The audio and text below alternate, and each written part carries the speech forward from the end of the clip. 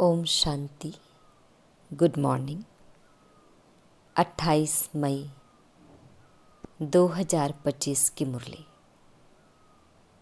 मुरली का सार है, मीठे बच्चे, अभी ड्रामा का चक्र पूरा होता है।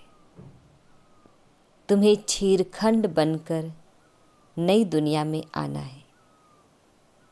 वहाँ सब छीरखंड है, यहाँ लून पानी है। मीठे बच्चे, अभी ड्रामा का चक्र पूरा होता है। तुम्हें छीरखंड बनकर नई दुनिया में आना है। वहाँ सब छीरखंड है, यहाँ लून पानी है। प्रश्न है, तुम त्रिनेत्री बच्चे किस नॉलेज को जानकर त्रिकालदर्शी बन गए हो? तुम त्रिनेत्री बच्चे किस नॉलेज को जानकर त्रिकालदर्शी बन गए हो? उत्तर है, तुम्हें अभी सारे वर्ल्ड की हिस्ट्री ज्योग्राफी की नॉलेज मिली है। सतयुग से लेकर कलयुग अंत तक की हिस्ट्री ज्योग्राफी तुम जानती हो। तुम्हें ज्ञान का तीसरा नेत्र मिला कि आत्मा एक शरीर छोड़ दूसरा लेती है। संस्कार आत्मा में है। अब बाप कहते हैं, बच्चे नाम रूप से न्यारा बनो, अपने को आत्मा अशरीरी समझो। गीत, धीरज धर मनुआ, तेरे सुख के भरे दिन आएंगे।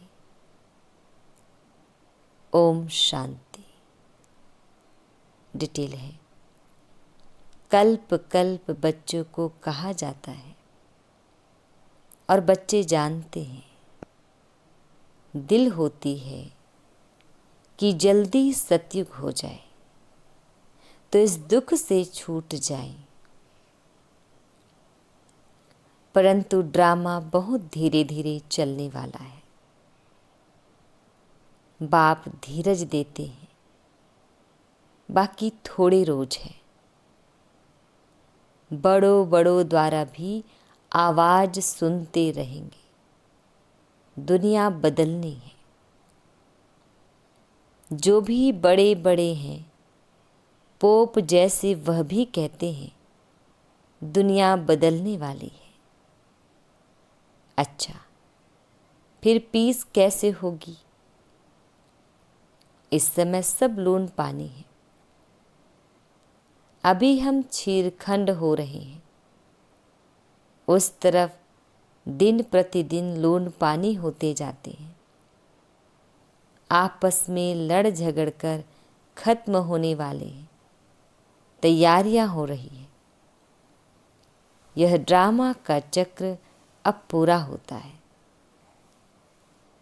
पुरानी दुनिया पूरी होती है। नई दुनिया की स्थापना हो रही है। नई दुनिया सो पुरानी, पुरानी सो नई दुनिया फिर बनेगी। इसको दुनिया का चक्र कहा जाता है, जो फिरता रहता है। ऐसे नहीं, लाखों वर्ष बाद पुरानी दुनिया नहीं होगी। नहीं, तुम बच्चे अच्छी रीति जान चुके हो। भक्ति बिल्कुल ही अलग है। भक्ति का कनेक्शन रावण के साथ है।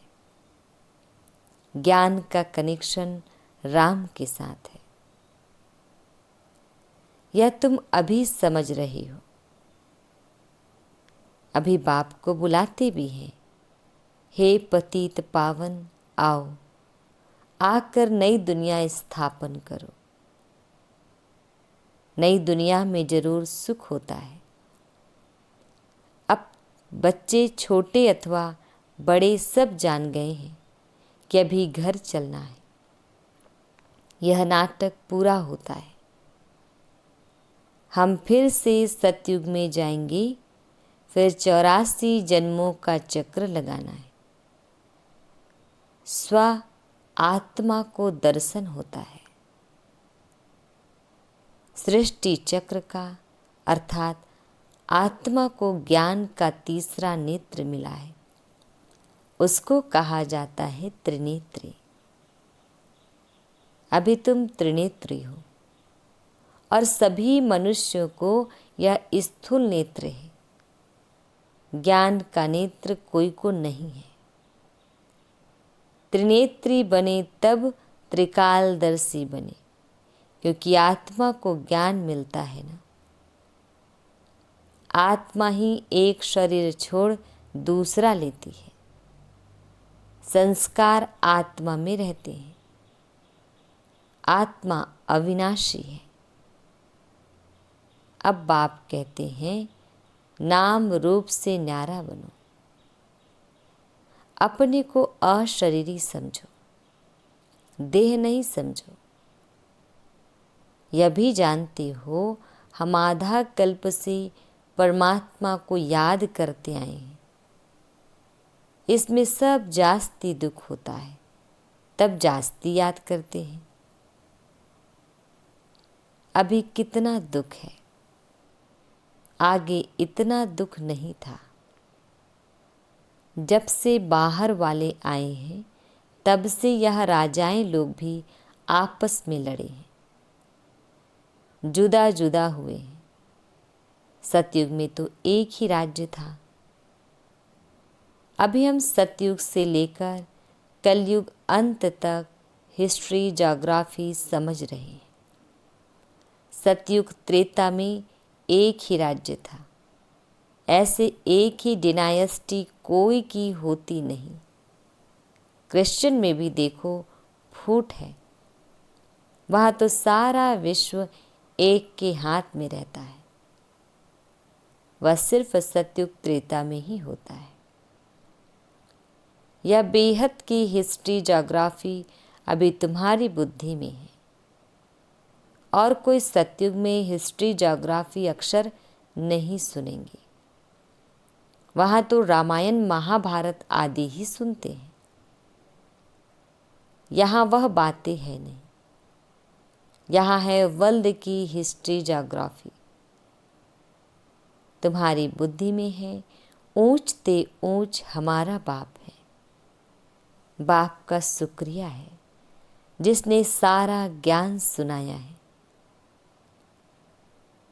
एक आत्माओं का झाड़ है, दूसरा है मनुष्यों का झाड़। मनुष्यों के झाड़ में ऊपर में कौन है? ग्रेट ग्रेट ग्रैंडफादर ब्रह्मा को ही कहेंगे। यह जानते हैं ब्रह्मा मुख्य है, परंतु ब्रह्मा के पीछे क्या हिस्ट्री ज्योग्राफी है यह कोई नहीं जानते। अभी तुम्हारी बुद्धि में है ऊंच ते ऊंच बाप रहते भी हैं परम धाम में। फिर सूक्ष्मवतन का भी तुमको मालूम है। मनुष्य ही फरिश्ता बनते हैं, इसीलिए सूक्ष्मवतन दिखाया है। तुम आत्माएं जाती हो, शरीर तो सूक्ष्मवतन में नहीं जाएगा। जाते कैसे? उनको कहा जाता है तीसरा नेत्र, दिव्य दृष्टि अथवा ध्यान भी कहते हैं। तुम ध्यान में ब्रह्मा विष्णु शंकर को देखते हो। लोग दिखलाते हैं शंकर के आँख खोलने से विनाश हो जाता है। अब इनसे तो कोई समझ ना सके। अभी तुम जानते हो विनाश तो ड्रामा अनुसार होना ही है। आपस में लड़कर विनाश हो जाएंगे। बाकी शंकर क्या करते हैं? यह ड्रामा अनुसार नाम रख दिया है, तो समझाना पड़ता है। ब्रह्मा विष्णु शंकर तीन हैं। स्थापना के लिए ब्रह्मा को रखा है, पालना के लिए विष्णु को, विनाश के लिए शंकर को रख दिया है। वास्तव में यह बना बनाया ड्रामा है। शंकर का पाठ कुछ भी है नहीं। ब्रह्मा और विष्णु का पाठ तो सारे कल्प में। ब्रह्मा सो विष्णु, विष्णु सो ब्रह्मा। ब्रह्मा के भी 84 जन्म पूरे हुए तो विष्णु के भी पूरे हुए। शंकर तो जन्म मरण से न्यारा है, इसीलिए शिव और शंकर को फिर मिला दिया है। वास्तव में शिव का तो बहुत पाठ है, पढ़ाते हैं। भगवान को कहा जाता है नॉलेजफुल। अगर वह प्रेरणा से कार्य करता तो सृष्टि चक्र का ज्ञान कैसे देता। इसीलिए बाप समझाते हैं, बच्चे प्रेरणा की तो कोई बात ही नहीं। बाप को तो आना पड़ता है। बाप कहते, बच्चे मेरे में सृष्टि चक्र का ज्ञान है, मेरे को यह पाठ मिला हुआ है, इसलिए मुझे ही ज्ञान सागर नॉलेजफुल कहते हैं। नॉलेज किसको कहा जाता है? वह तो जब मिले तब पता पड़े। मिला ही नहीं है तो अर्थ का कैसे मालूम पड़े। आगे तुम भी कहते थे ईश्वर प्रेरणा करते हैं, वह सब कुछ जानते हैं। हम जो पाप करते हैं ईश्वर देखते हैं। बाबा कहते हैं यह धंधा मैं नहीं करता हूँ, यह तो जैसा कर्म करते हैं उसकी खुद ही सजा भोगते हैं। मैं किसको नहीं देता हूँ, न कोई प्रेरणा से सजा दूंगा। मैं प्रेरणा से करूं तो जैसे मैंने सजा दी। कोई को कहना कि इनको मारो, यह भी दोष है। कहने वाला भी फंस पड़े। शंकर प्रेरणा दे तो वह भी फंस जाए। बाप कहते हैं मैं तो तुम बच्चों को सुख देने वाला हूँ, तुम मेरी महिमा करते हो। बाबा आकर दुख हरो, मैं थोड़े ही सुख देता हूँ। अब तुम बच्चे बाप के सम्मुख बैठे हो तो कितनी खुशी होनी चाहिए।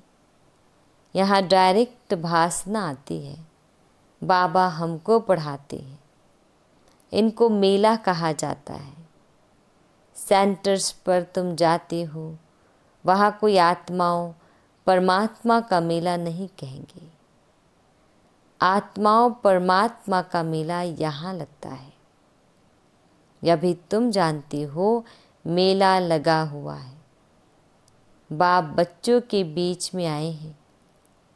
आत्माएं सब यहाँ हैं।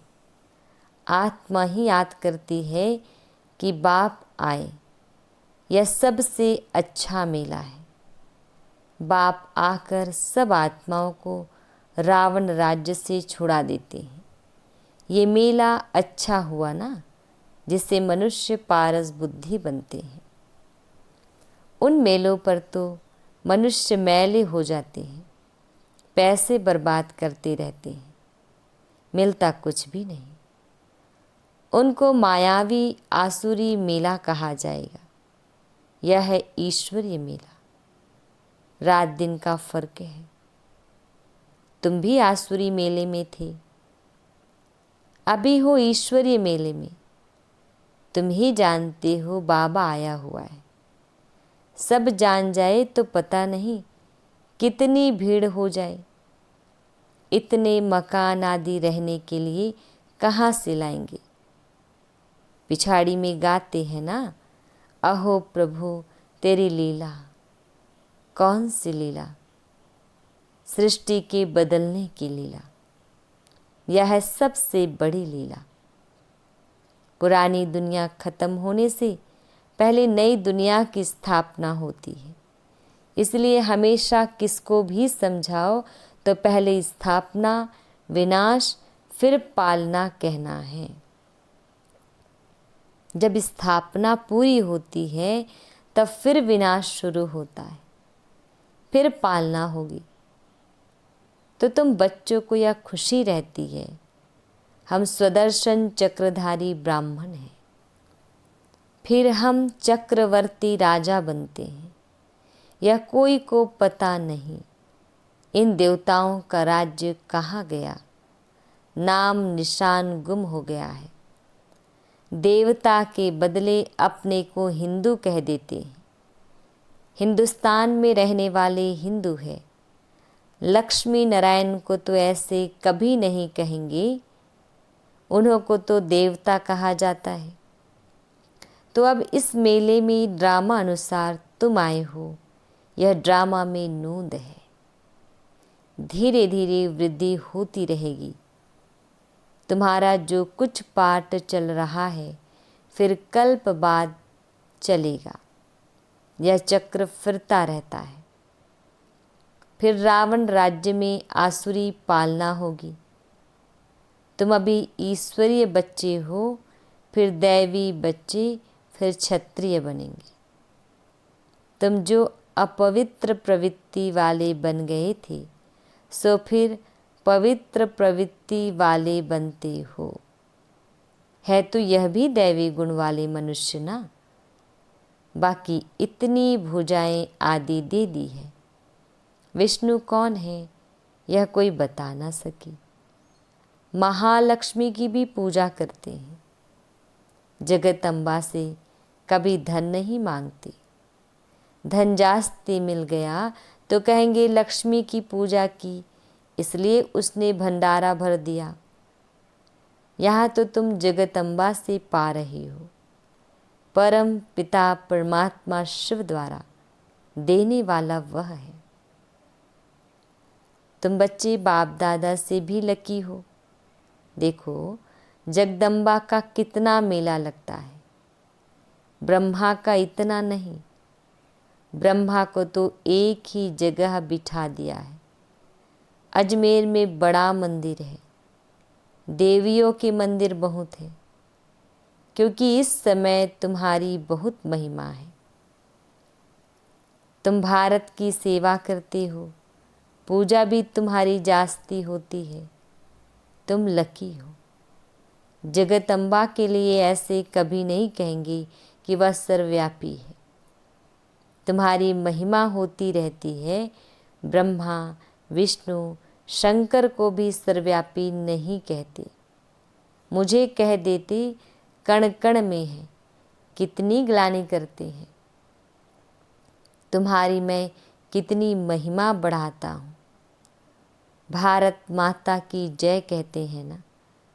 भारत माता तो तुम हो ना, धरनी नहीं। धरनी आदि जो अब तमो प्रधान है, सतयुग में सतो प्रधान हो जाती है। इसलिए कहते हैं देवताओं के पैर पति दुनिया में नहीं आते। जब सतो प्रधान धरनी होती है तब आते हैं। अभी तुमको सतो प्रधान बनना है। श्रीमत पर चलते बाप को याद करते रहेंगे तो ऊंच पद पाएंगे। यह ख्याल रखना है। याद करेंगे तो विकर्म विनाश होंगे। श्रीमत मिलती रहती है। सतयुग में तो तुम्हारी आत्मा पवित्र कंचन हो जाती है, तो शरीर भी कंचन मिलता है। सोने में खाद पड़ती है तो फिर जेवर भी ऐसा बनता है। आत्मा झूठी तो शरीर भी झूठा। खाद पड़ने से सोने का मूल्य भी कम हो जाता है। तुम्हारा मूल्य अब कुछ भी नहीं है। पहले तुम विश्व के मालिक 24 कैरेट थे, अभी 9 कैरेट कहेंगे। यह बाप बच्चों से रूह रिहान करते हैं, बच्चों को बैठ बहलाते हैं। जो तुम सुनते सुनते चेंज हो जाते हो, मनुष्य से देवता बन जाते हो। वहाँ हीरे जवाहरातों के महल होंगे। स्वर्ग तो फिर क्या, वहाँ के सुबिरस आदि भी तुम पीकर आते हो। वहाँ के फल भी इतने बड़े बड़े होते हैं, यहाँ तो मिल ना सके। सूक्ष्म वतन में तो कुछ है नहीं। अभी तुम प्रैक्टिकल में जाते हो। यह है आत्मा और परमात्मा का मेला। इनसे तुम उज्जवल बनते हो। तुम बच्चे जब यहाँ आते हो तो फ्री हो। घर बार धंधे आदि का कोई फुरना नहीं है। तो यहाँ तुमको याद की यात्रा में रहने का चांस अच्छा है। वहाँ तो घर घाट आदि याद आता रहेगा। यहाँ तो कुछ है नहीं। रात को 2 बजे उठकर यहाँ बैठ जाओ। सेंटर्स पर तो रात को तुम जा नहीं सकती। यहाँ तो सहज है।